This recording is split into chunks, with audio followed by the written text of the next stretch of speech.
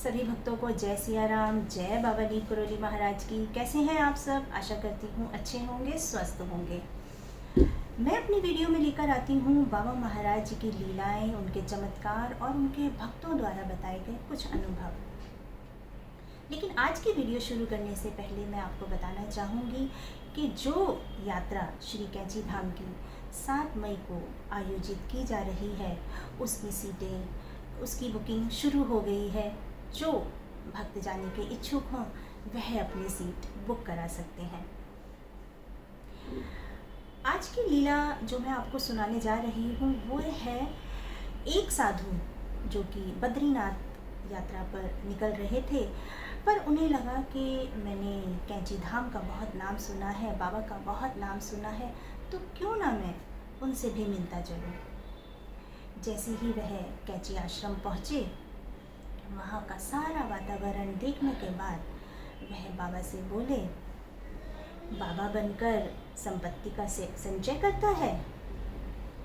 बाबा महाराज जी ने उन्हें पास बुलाया और उनकी कमर में जो पुराने नोट घुसे हुए थे उन्हें निकालते हुए बाबा महाराज जी बोले कि तुम भी तो धन इकट्ठा कर रहे हो।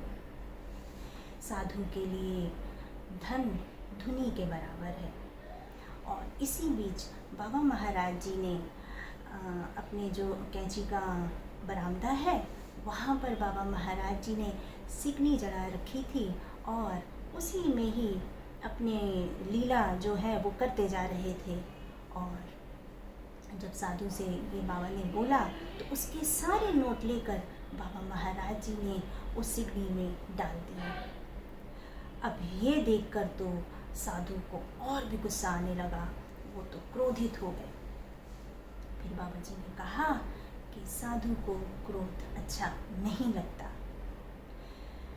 बाबा महाराज जी ने एक चिमटे से एक एक करके उस सिगनी से नोट निकालने शुरू करे, जबकि वो नोट पूरे जल चुके थे, भस्म हो चुके थे।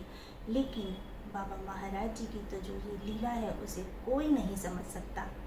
बाबा महाराज जी ने चिमटी से एक एक कर नए नोट उस साधु के हाथ में थमा दिए।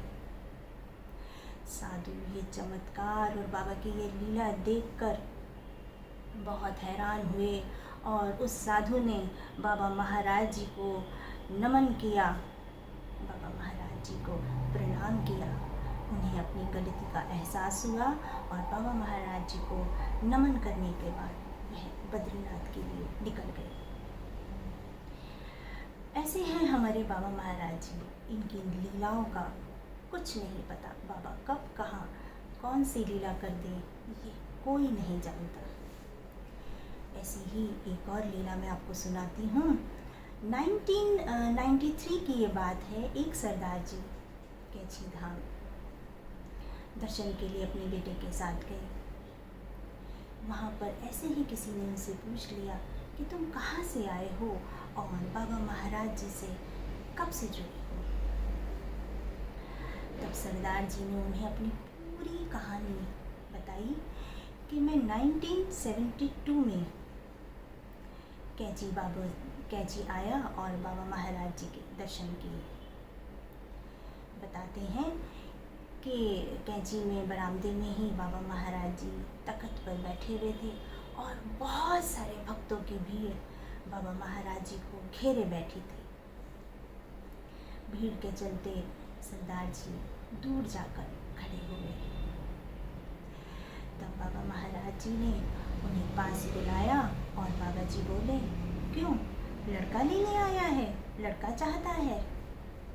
तब सरदार जी ने कहा, बाबा महाराज जी आप तो अंतर्यामी हैं, आप सब कुछ जानते हैं। मेरी 3 कन्याएं हैं और मैं एक औलाद लड़का चाहता हूँ।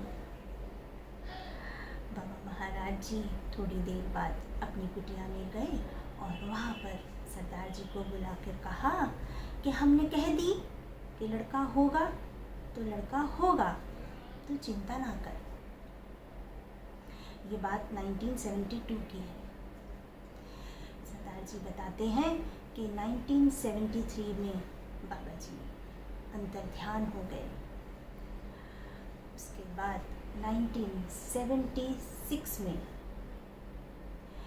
बाबा महाराज जी की वो बातें सरदार जी को याद थी और 1976 में सरदार जी के यहाँ लड़का पैदा हुआ।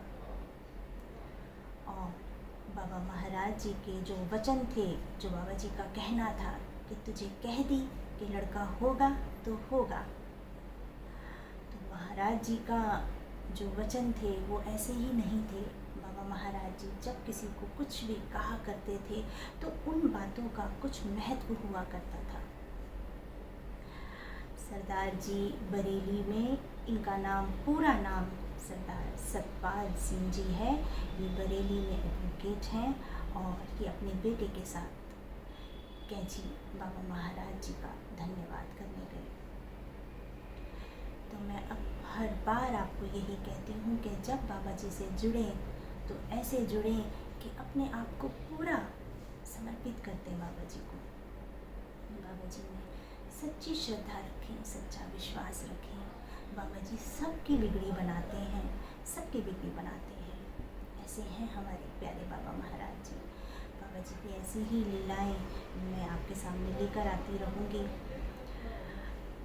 बाबा महाराज जी की लीलाएं, चमत्कार मुझे वाकई आप सबको सुनाने में बहुत अच्छा लगता है। उम्मीद करती हूँ कि आप सबको भी सुनने में बहुत अच्छी लगती होंगी। बस बाबा महाराज जी से जुड़े रहें और उनका ध्यान करें।